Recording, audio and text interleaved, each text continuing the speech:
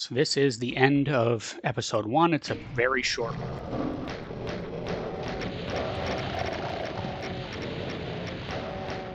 Sometimes all the barrels don't trigger in succession like that. And you're left with a lot more demons to kill with the damn pistol.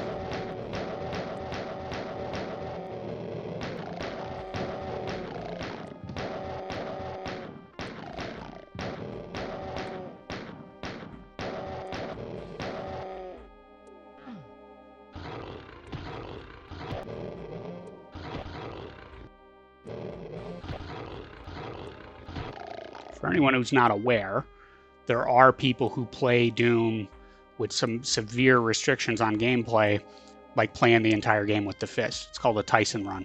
So you have to punch everything to death, which is, to me, just insane. But there's people that do it. I mean, wow. So secrets, I believe there's, okay, so there's only one. I can't remember if it's this that counts as a secret, or there's one other sort of secret. Okay, so that's it. There's one other thing I'll show you that's sort of a secret, but it's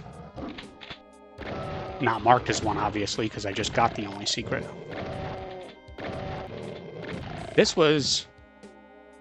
level, when I was a kid, remember earlier in the video series I was talking about, I used to play this on Super Nintendo, because I didn't have a PC.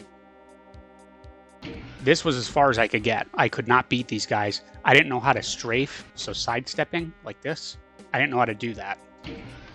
So, you know, if anything that launched a projectile at me, I'd have to turn and run to dodge it. And, you know, I wasn't very good at it. But anyway, this room should be really dark, which made this level just so hard. You couldn't see all the specters.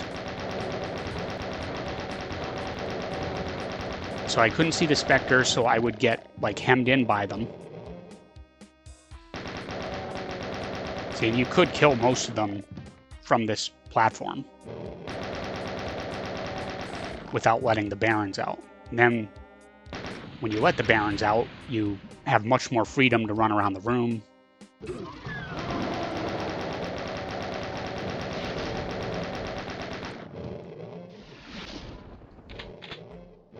There's a specter there. There's only maybe like 1 or 2 left.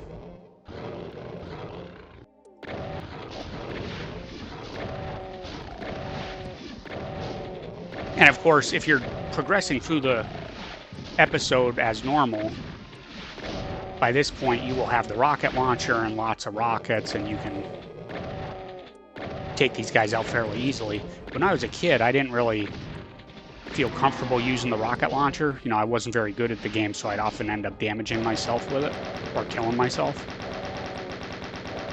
So I would try to fight these guys with the chain gun, and I mean, they take forever to kill with it, and you could run out of bullets like I just did, and yeah, it just did not go well. I could never beat them. And then I remember if you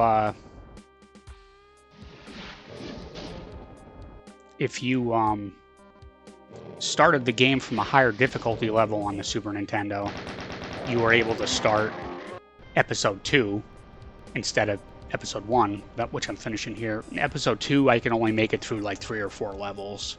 And if you play, I think it was if you played on the highest difficulty level, you can start episode 3, but I couldn't even beat the first level. I mean, I just was awful.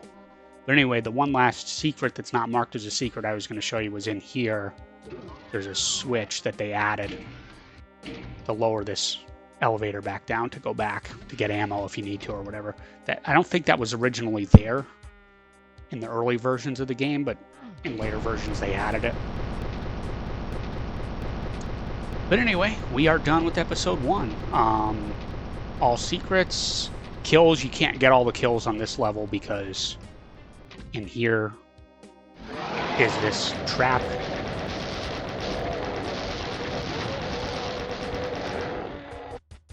And there's no way to really survive that. Although, you can kill them all if you've got the rocket launcher, which I obviously do not have because I'm doing pistol starts. So, not really possible to get 100% kills on that level. So if I manage to do 100% on the rest of the levels and somebody's like, oh, well, you skipped one, well, to my knowledge, there's no way to do that on this level from pistol start. You have to have your 200 health and armor going into that room with the rocket launcher to kill all those enemies, and then the damaging floor just kills you. But you'll get your 100% kills then.